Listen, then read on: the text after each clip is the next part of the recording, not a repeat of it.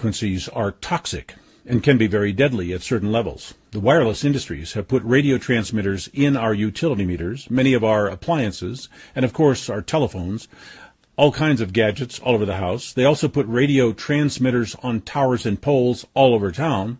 There is no wireless industry executive who can swear to the safety of any of that.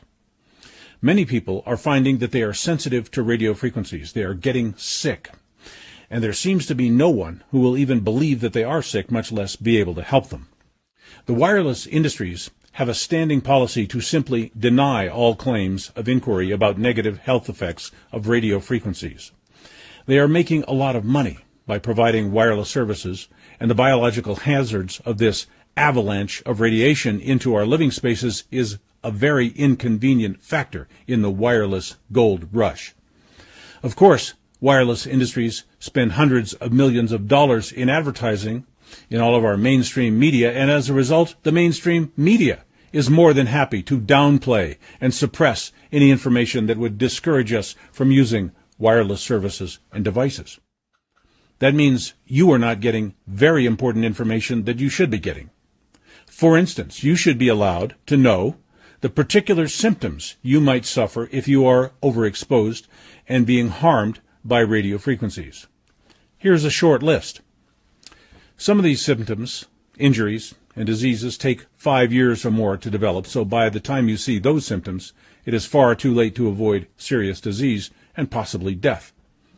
The more immediate symptoms that can help you detect the exposures are in red. Again, not all of us feel all the symptoms, but no one can escape long-term damage from excess radio frequency exposure. It is bad for you, and radio frequencies are now everywhere. Our environment is saturated. Those items in red could tell you right away that you have too much radio frequency exposure in your living spaces. Everyone has a different level of sensitivity to radio frequencies, so while you might feel fine, another member of your family might be having symptoms or health issues from the same exposures as you are getting. So someone in your house might start suffering sleep disturbances, headaches, memory loss, cognitive impairment, or changes in personality and relationships. To make this worse, these people usually have some difficulty in convincing their loved ones that there is a problem. The short-term effects of oxidative stress might be high blood pressure or susceptibility to infection or infectious disease. Endocrine damage can push you toward diabetes and various glandular disorders. These symptoms may be more gradual and less specific. Of course, all of these represent serious health problems down the line, whether we have immediate symptoms or not. There is no one who is immune to damage from radio frequencies, so if you do not have short-term symptoms, it does not mean you are not going to have long-term damage. In fact, if you are not careful to avoid the exposures now, you may have more long-term damage than a person who was sensitive to begin with. Fertility and reproduction may be one of the big ones here.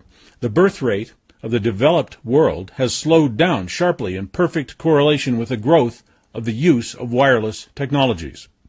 Men who carry cell phones in their pocket generally have 50% lower sperm count than men who don't. Cancer is strongly associated with long-term exposures to radio frequencies. Studies have shown that any cell tower in operation for more than 5 years has an increased number of cancer cases within a half mile of the cell tower. The fact that radio frequencies are known to damage DNA means that literally anything that can go wrong with your body could be caused by radio frequencies. On a molecular level, radio frequencies deconstruct the DNA and RNA that makes you what you are.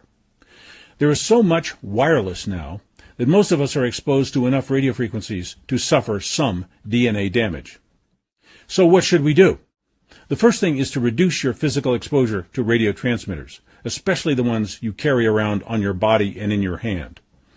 Minimize the use of appliances and devices that have radio transmitters. Just get rid of them if possible. Otherwise, keep them as far away from your body as possible.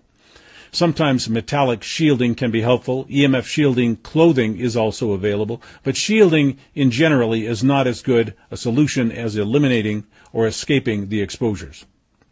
The transmitters in Wi-Fi routers can be turned off and hardwired with Ethernet cable. If you live in an area where there are a lot of cell towers, 5G antennas, or high-power electric lines, make plans to move as soon as you can. There is little you can do to protect your health when a large set of transmitters and electric field generators are all around you. Most people do not know that electric fields, sometimes called transients or dirty electricity, are just as harmful as radio frequencies. Dirty electricity penetrates most of our homes and workplaces from wiring because of certain characteristics of smart meters, wiring errors, and electric motors in our appliances. Electric fields cannot be shielded like radio frequencies. They penetrate everything like gravity or magnetic fields. Dirty electricity calls for installing line conditioners on the wiring circuit to restore clean current to the lines. We have more information on how to do that at emfhelpcenter.com. One of the most difficult problems for both dirty electricity and radio frequencies are electronic utility meters, because you can't simply throw them away. But many people say these are the worst sources of dirty electricity and radio frequencies that they have to contend with. Most utility companies refuse to admit this problem and refuse to provide the traditional safe and lawful electromechanical meters. But there are some special ways that you can mitigate the harm and hazard of electronic utility meters without going into ugly battles with your utility company. That information is at emfhelpcenter.com under the column titled Solutions. Our wireless industries and government regulators seem to think there is no limit to the amount of toxic frequencies we may be exposed to. And we are supporting this view when we pay for and use our wireless devices. In other words, no one is looking out for you. Money talks, and a lot of money is going into wireless products and services. Just a few years ago, we didn't have to worry about these kinds of hazards. So for now, it's up to us to learn about the biologically damaging electromagnetic fields and take action to protect ourselves and our families. EMF Help Center is a good place to start and take control of your toxic electric field and radio frequency exposures. Perhaps most importantly, when someone tells you they are sensitive to these environmental exposures, they usually are. People don't generally make that up. It's no different than chemical sensitivities. Some people cannot tolerate the smell of bleach, other people can. Never make the mistake of assuming that the person standing next to you can tolerate any level of electromagnetic exposure. This is especially important for people who live together. We may have to make compromises over an issue even though the issue does not affect everybody equally. But if someone says they are sensitive to EMF, and we just call them crazy, that not only damages the person who is getting sick, it damages the relationship. Mutual respect is all that's needed to help people deal with a problem like EMF sensitivity. My videos are sponsored by long-term emergency storage food at the website preparewithjerry.com. Wholesome, appetizing food prepared and packaged for a 25-year storage lifespan. Protecting you better than an insurance policy because you can't eat an insurance policy. Better than your police department because your police simply can't help everybody when things get really bad. The idea is that no matter what happens, no matter how sudden, you will have food in the house. A month's worth of food, 2 months or more, whatever works for the size of your family and your desire to be prepared. When store shelves are empty or when it's not safe to go out, you don't have to worry. You and your family will be fed. Never before have we seen so many disruptions at once, like the lockdowns, pandemics, social unrest, foolish edicts by public officials, millions of people out of work, businesses failing, supply chain disruptions.